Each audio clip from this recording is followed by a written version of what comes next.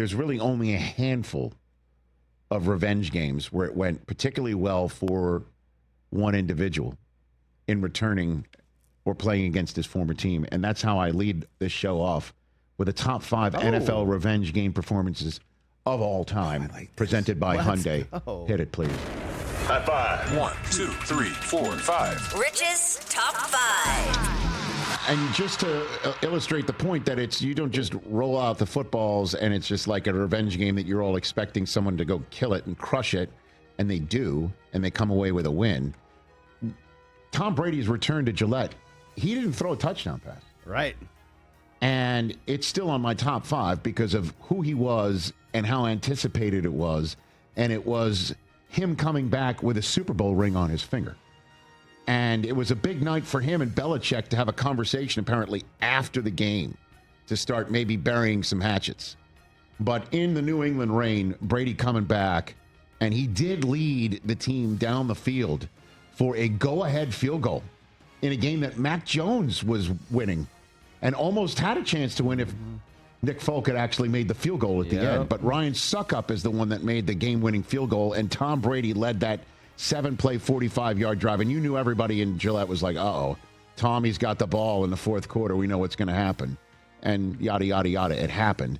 But he didn't have a great statistical game, unlike some of the other people I'm about to mention. Number 4 on my top NFL revenge game performances of all time, Joe Montana cooled off the 49ers. Joe Cool. In 2 years after he left the 49ers in 1994. It was week 2 of the 94 season, and Montana and the Chiefs welcomed in the Niners into Arrowhead. And Steve Young took a 14-7 lead, and then Montana and the Chiefs scored the last 17 unanswered. And 203 yards and 2 touchdowns for Joe Montana. It was only one of 3 times these 49ers were beaten this year. If you remember, in 1994, they won the Super Bowl. That was when Young famously got the monkey off his back, and the monkey was still on it because he lost to Joe Montana in week 2, and they two faced one another for the first time. That was revenge game number 4 on the list. Number 3 on the list, 5 weeks after Montana beat the 49ers. The 49ers went into Atlanta, and Deion Sanders high-stepped all over his former team. Remember, he spent 5 seasons in Atlanta. They didn't keep him. He goes to the 49ers, and he picked off in the second quarter Jeff George deep in his own end and took it 93 yards to the house, and 63 yards into his pick six, he began high-stepping. It's the famous moment where he puts his hand behind his head and he high-stepped looking at the Atlanta sideline for the last 30 yards. And it was one of 3 pick sixes for Prime that year. He was Defensive Player of the Year, and as a matter of fact, he wound up tied for 3rd in the MVP voting with teammate Jerry Rice behind fellow draft classmate Barry Sanders, and eventually Steve Young won the MVP that year. They did win the Super Bowl. That was when Deion went back into the Georgia home and proclaimed it his house. Number 2 on this list, another Hall of Famer, Randy Moss, gobbled up the Cowboys on Thanksgiving. We all know Dallas did not draft him in the draft 8th overall. He wanted to come. He did. He basically said, take me. He thought that the Cowboys were going to take him. They took Greg Ellis out of North Carolina instead. Great Cowboy pick. And then he was still on the board for the 21st overall pick. The Vikings took him. And then on Thanksgiving Day, 3 catches, 3 touchdowns, 163 yards, and Mossing was born. Do you know, Chris, had Moss been on the board, you know who was picking 22nd overall in that draft? Your Patriots. Really? They took to Bucky Jones. Oh. One of 4 Hall of Famers in that draft class, Peyton Manning, Charles Woodson, Randy Moss, and then 26th overall, Alan Faneca went off the board. Nice.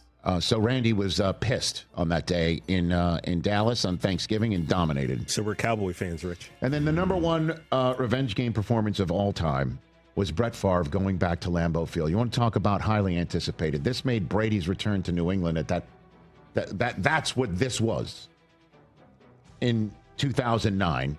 Now, he had already played the Packers earlier in the season in week 4 in Minnesota, and he threw for 3 touchdowns and 271 yards and no interceptions in that one. And then in week 8, he goes to Lambeau and throws for 4 touchdowns and no interceptions. 17 of 28, as Green Bay and the Packers saw Favre come into that house and dominate, and he sweeps the Packers in his first season playing for the Vikings, and in that Week 4 victory, became the first player in NFL history to beat all 32 franchises in the history of the sport. He was great that year. Favre, back in Green Bay, doing what he did. 7 touchdowns overall.